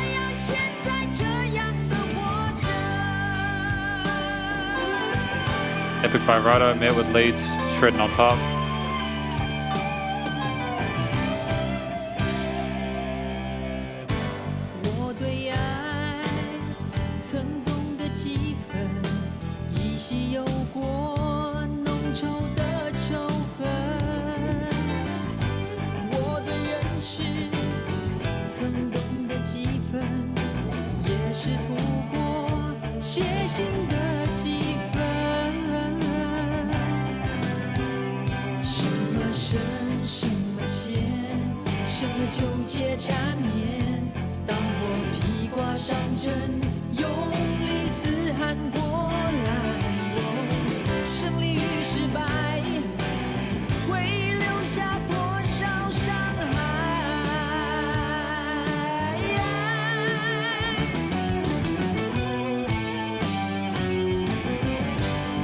mean, like that little break there, where things are da da da da da da. You like it kind of sounds like you're reaching for it, but then he kind of pulls back a little bit. It's like, wait, no, what's happening? And it just lets you have it. There's a twist and turn with this, as if we're trying to hold ourselves back for something.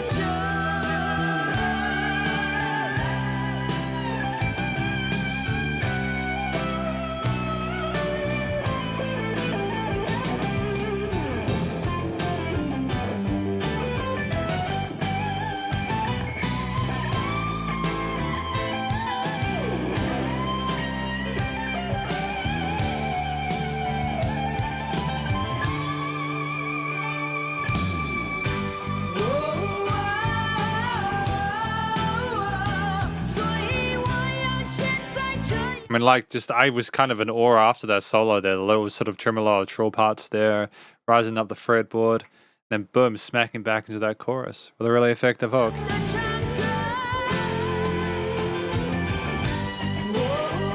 Leads over top to kind of ascend that main theme further in that final go.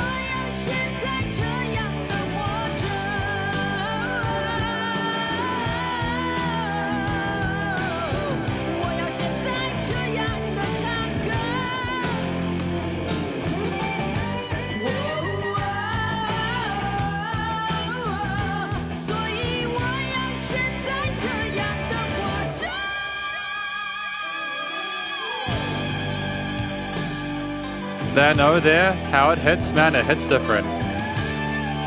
That's a note he hasn't hit before as far as I'm aware.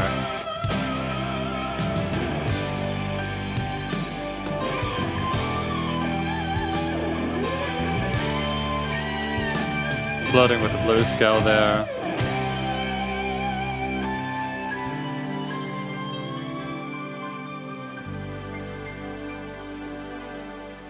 I mean, the mixture of the string pads there, the guitars, bass, drums, and keys are just sensational. But again, the highlights for me are personally, again, that really high note that we hit right at the end of the vocal line.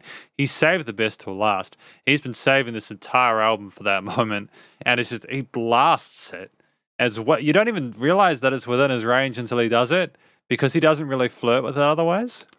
But it's also just the way that you just have a focus on sort of more minimalist kind of hook sections, with the complexity coming in contrast with some of the guitar lead passages as well as the vocal performances there outside of those. It's just, yeah. There's different things that perform different functions in a way that's helpful to the overall experience here. And it's just how everything else kind of allows space for those in the mix as well.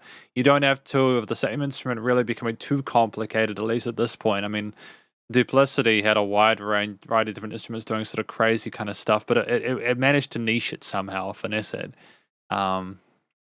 Here we're still sort of mainly focusing on one or two main leads max at this point, kind of like working off each other. And I think that especially in that last chorus where we had the lead on top, it was suited incredibly well. But yeah, I don't know why I didn't like that. I thought it was wonderfully done.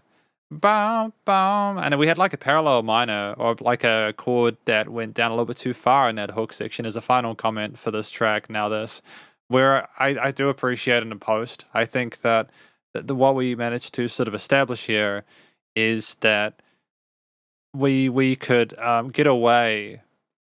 We could get away with having an unexpected chord in there, and it kind of slaps you back into reality for the next time round. It kind of shudders a little bit, but it's not too egregious. And that in turn, again, improves the listening experience by making it less sort of predictable and more interesting by the variety. It's great. Now, honestly, this is awesome. So we got I Breathe, I Feel I Exist. Track 11.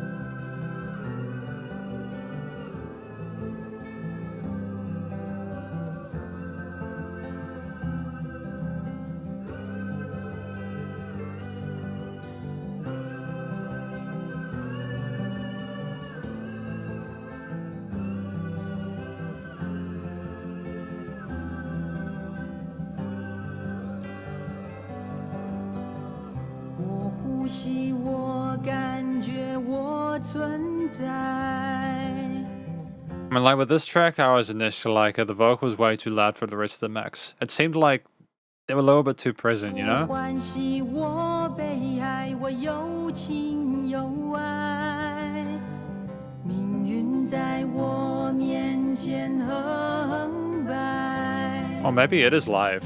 理想回荡在我胸怀。 Vocals. 现实的世界充满无奈，我又何必空自伤感？打起精神，任何困难我来排，提起脚步，路途崎岖也得迈。我呼吸，我感觉我存在，我欢喜，我被爱，我有情有爱。 I think that's the dynamic shift there. When the guitars come in, they kind of escalate it. They make it something incredibly special by allowing it to sort of meet the intensity of the guitars there. I'll be right back. I will be right back. I'm do something really important really quick.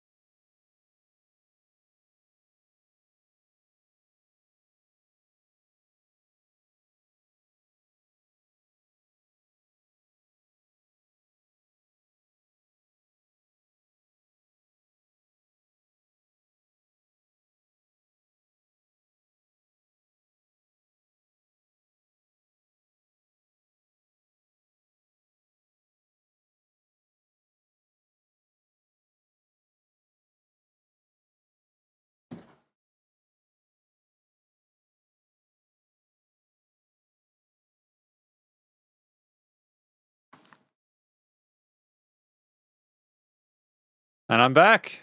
Let us continue.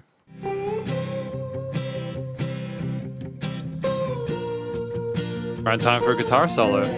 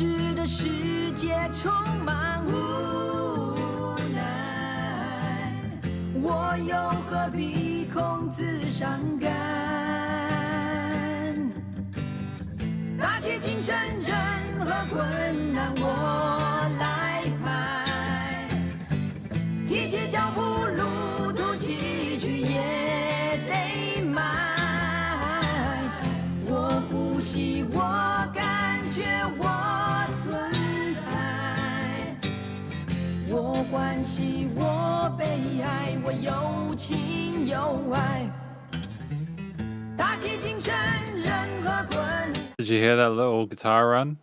I kind of was there a solo at the end of this?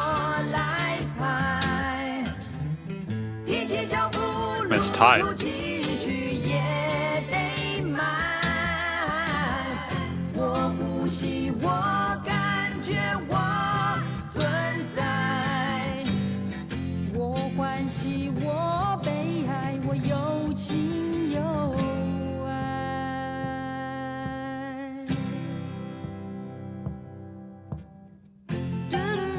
Ah, right. Yeah, I remember this now. There's a lot of joy in this part.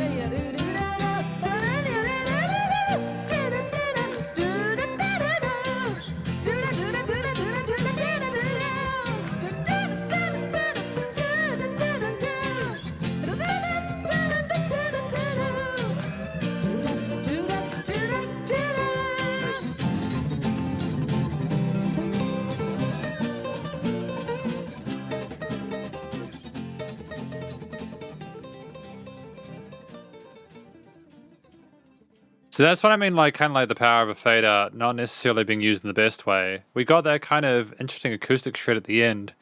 I don't know if that would have necessarily been something we wanted to miss out on.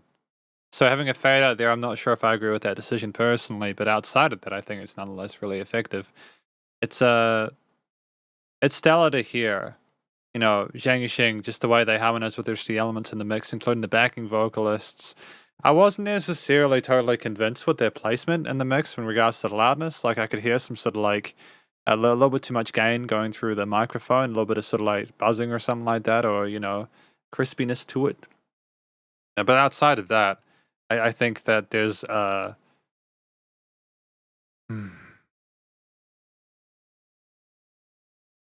think just for having an acoustic track, it's just that a lot was accomplished here. Most of these tracks have had a lot more going on within their arrangements with the instrumental layers than this, and they managed to pull it off here with that contrast. We have the last track for today. I want to open up the whole sky part 2. We shall continue with.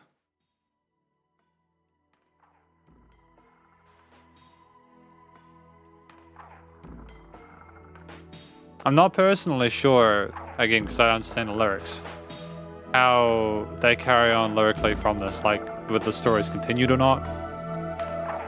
Yeah. Hang on, guys. I was gonna change over my battery. Very professional. Very professional. Luckily, I always have a spare. Finally, you know,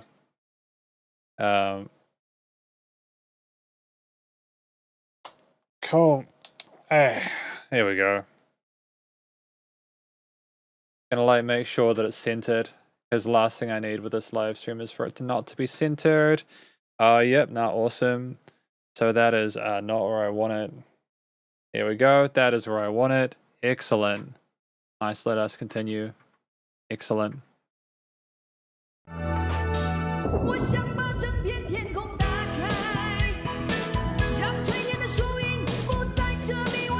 Nice thick tones to the bass.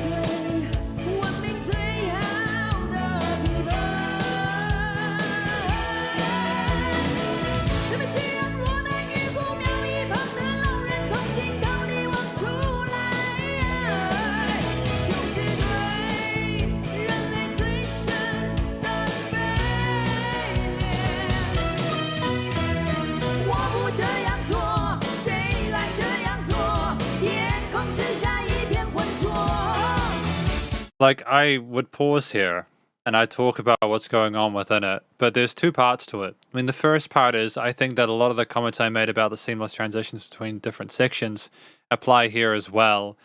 It gets to a point with Zhang Yu Sheng's music where you kind of run out of stuff to talk about with it, because it's just you know there's very little to no errors with it functionally, performatively, instrumentally, compositionally. Usually production is great. I've had some comments. If I had any sort of complaints about the album, and woe be it from me as someone who is still learning how to record music at this point, after doing it for like a decade, for me to sort of talk about it. But like leveling and like changes with the normalized sort of like track, so loudness of tracks between records and within records. It's usually a production thing if it's anything else. I think there's only one song where I was unsure about the melodies. Again, man, it sounds so pretentious. I think when you review music, like, how can you possibly review a musician unless you're able to do what they can do? It's a purely subjective at that point. You know what I mean? Like, I don't feel why.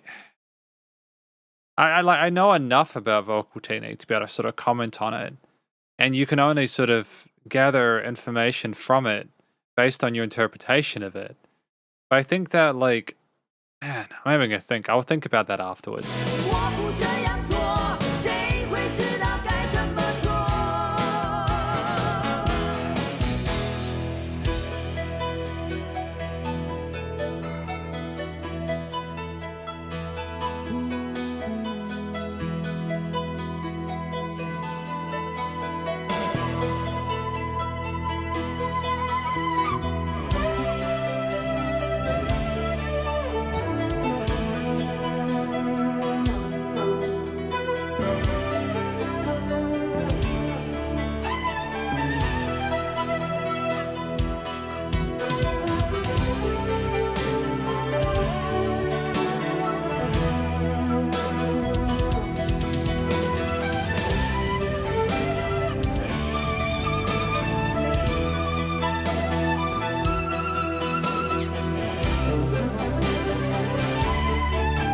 I mean, I think this solo section is stunning.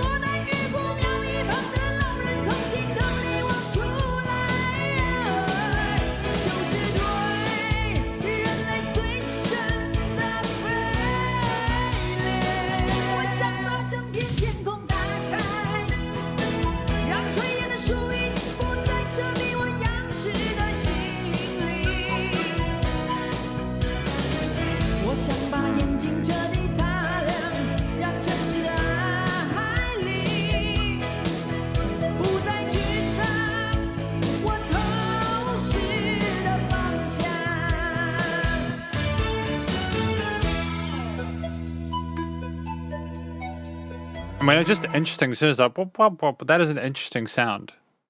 It's not a conventional instrument, a traditional one. Mixed in with the bass, the wistful guitar tones.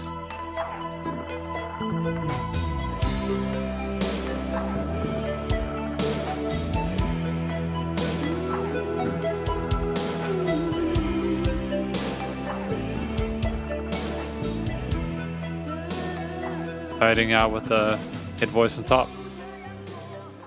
Iteration of the motif.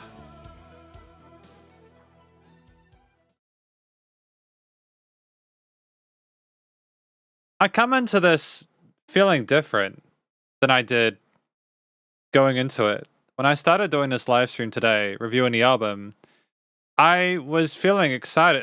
Don't get me wrong, I still am excited to have reviewed this album. I'm in a good mood. I'm not unhappy or anything like that. Now it doesn't matter anyways. We're here to review an album. It's a great album. Take me to the moon. I think it's humbling listening to an album like this, hearing someone who is just able to sort of handle all the different facets really really eloquently. I said eloquently a lot. They handled them. The album, I think, Take Me to the Moon, is Zhang Yu Sheng's Moonshot. It's their opportunity to try and push forward to a how do I describe it? It was their solo album, and they wanted to take it to the top. They wanted to sort of push the boundaries of what they were able to sort of like accomplish, and they did that. We had a wide variety of genres explored in here. A lot of the comments I'm going to make here are the same that I made in the conclusion for this album read that I did in the discography review. It's ultimately simply like, let's just keep it nice and short. Basically, I think this album is about Zhang Yu Sheng, and they're wanting to sort of again have that moonshot, get up, find success with their music, explore the potential of what they're able to do creatively. I think this is the album where they were trying to do that more, if not than more than what we had in the previous two albums, which was still good. This was just, in my view, a very musically exceptional album. The vocal performance from Zhang Yu Sheng and the head voice, chest voice, falsetto, the screams that we had in I Breathe, I Feel I Exist at the end are absolutely tremendous. They're a wonderful singer. The tracks range between 4 to 5 minutes, with the exception of Anacrusis at the start, which is more of an intro track there, and Magic Taipei, which is a shorter track, which is a bit more sort of wacky and whimsical and has sort of its own sort of vibe, set of instruments which are unique to it, and a track where it didn't necessarily need to be sort of like as long as the others, because I think that a lot of the wonderment might have been lost on that. When I hear this music and hear the wonderful array of efforts on the guitars, bass, drums, pianos, strings, brass, all the synths, all the other sort of Foleyist instruments, it's just a complete sort of interwoven tapestry of goodness. And I love the fact that across the wide variety of stuff that we tried here, we managed to nail it down.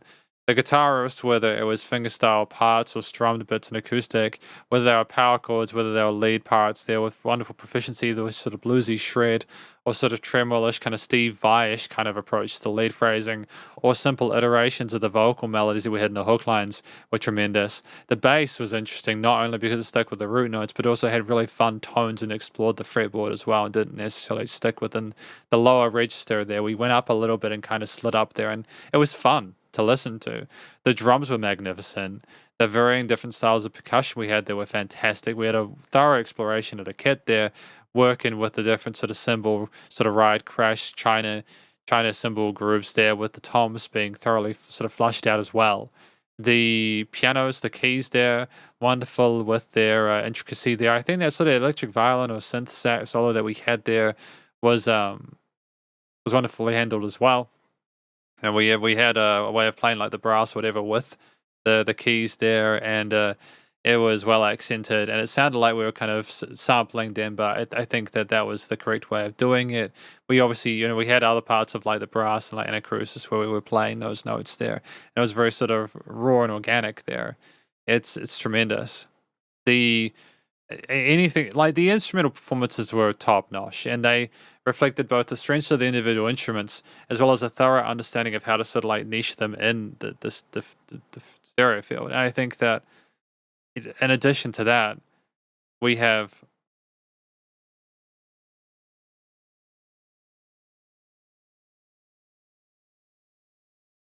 like the situation where the structures of the track, they didn't just have sort of straightforward like verse, bridge, choruses.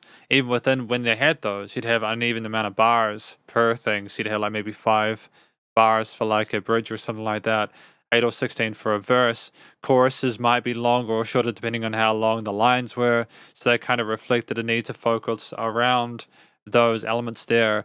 It's just, like, guys, the structure with the verse sort of solo elements all across like the strings or the brass or whatever were just wonderful. They were exquisite. There was lots of dynamic range. Things were not the same perceived loudness the entire time. It's stuff where I think that a lot of people will be able to sort of like hear it and understand it without needing to necessarily be told that.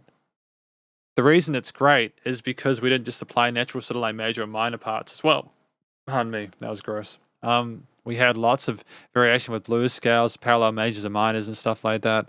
It was not, we didn't just stick within the boundaries, we also explored and broke them a little bit as well.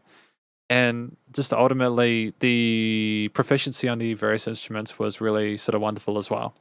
It's great to hear the way that we phrased things in a solo section, but also that we allowed like the sub layers, like in some tracks, like I think it was "The Grass is Deep in the Heart of the Lake," we had like the quieter guitars with like 16th note arpeggios going backwards and forwards there, creating this lush environment with chorus and other effects on it that created this atmosphere that was unique within each track to allow it to sort of sit on its own, but also be a part of an album that is a really successful variety box. It's got 12 tracks in here. None of them are weak. None of them are weak. I'm not necessarily sure how well I can identify, I want to open up the whole sky going into the part 2 version, but I guess that's part of that is because I don't understand the lyrical quotient of the situation. But the instrumental performances were absolutely savvy. The songwriting never missed an opportunity to have a pause, or there was no filler, or the transitions were seamless, or we had nice call and responses between the vocals and instruments or other instruments with each other.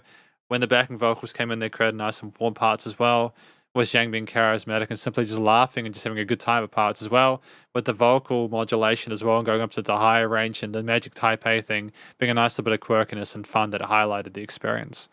The studio production, recording, mixing, and mastering, apart from some potential sort of like gain errors and like I breathe, I feel like exist with the mic being too hot, a bit kind of distortion or grit on the audio signal, everything else was damn near flawless.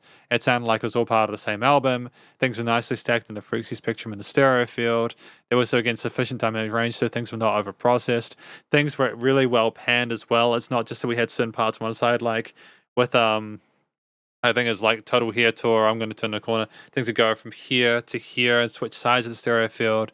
There'd be varying focuses of things. We didn't sleep on this. It's a labor of love, this album.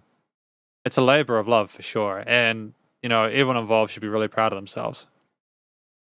It's nice and loud with that pump, so the bus compression has been handled. This has been a really long live stream where I kind of spoke about what I liked about these 12 tracks. Hopefully you enjoyed it. If you did, please do go check out Zhang Yu Sheng's various social medias and their Spotify page. And stay cool and stay safe. And please remember to support your local musicians and artists at this point in time, as you have to help more than ever thought of create stuff going on in the world. And I'll catch you in the next live stream whenever that is. I don't know when. I don't know when the next discography video is coming out. I'm not going to do the whole if you want to support the channel thing because you guys are smart enough to figure that out. It's just, yeah. I just want to close. I think that I like doing live streams. I think that the quality of the experience with the videos arguably is better. But that could be me being incorrect and not understanding my own content or what people want. And that's okay, I suppose. I'm sure people will let me know if there's something I could do to improve. So maybe let's just do a little thought exercise. Have a think about it. If you've been following my content for a while, please let me know if there's something either technically or because again, I'm just me, right? I know I've got to focus on doing the live streams and reviewing music. If there's something you would like me to do better, if there's something you'd like me to improve with these live streams, please let me know. Because I want to improve them and make them better. I want to make sure that when I go into a live stream, that you guys are having a good time, that you're enjoying it. I want you guys to feel like you can ask any questions you have. And I also, if I'm honest, I want to feel like I know music better. Like, real quick, I got into my grade 8s for music last year. I got grade 8 on all 5 of the instruments that I teach.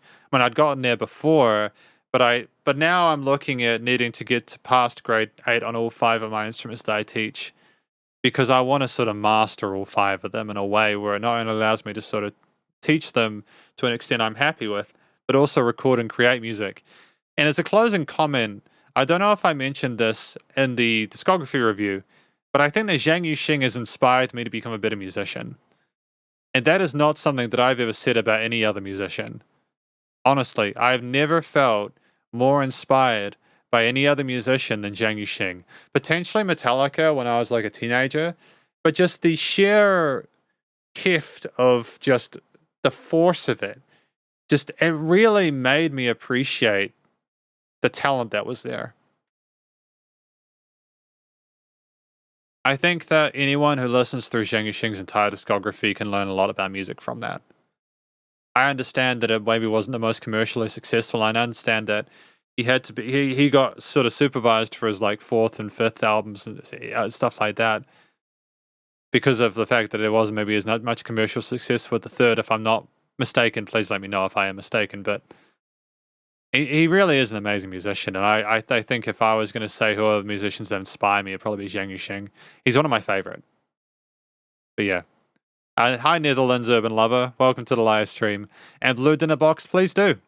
Again, I don't want to talk about the Patreon stuff here too much, but if you are an SP patron, I will be doing your reviews soon. I've had a week off at the start of the year simply because I wanted to take a rest after doing the Zhang Yu Sheng discography, but I'm back into the flow of things now. Yeah, I'll catch you guys later. Happy New Year, by the way. This is the live stream of the year. When there's another discography, we'll probably have another live stream, and I will let you know who that is. But yeah, please let me know if there's anything I can do to improve the live streams. I'm happy to do that.